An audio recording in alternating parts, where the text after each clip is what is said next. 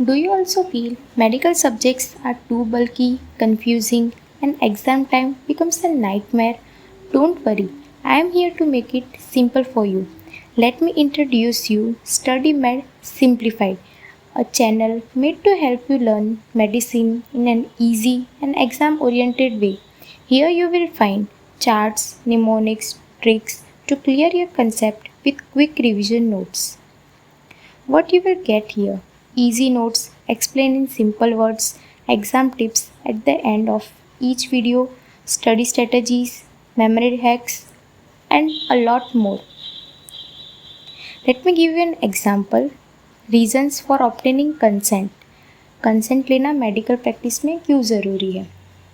मान लो आप डॉक्टर हो और आपने कोई सर्जरी परफॉर्म कर दी पेशेंट पर, ठीक है, आपने कंसेंट लेना ज़रूरी नहीं समझा, तो आपने क्या किया है? नेग्लिजेंस। और लॉ की भाषा में आपने क्या किया है? पेशेंट का असॉल्ट।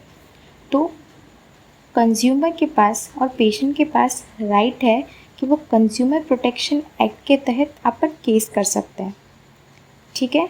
तो ये एग्जाम्पल से हम याद रख सकते हैं कि कंसेंट लेना क्यों ज़रूरी है। तो 3 चीज़ें हैं: नेग्लिजेंस, लॉ एंड कंज्यूमर। तो that are the reasons why we have to take consent: law, negligence and consumer.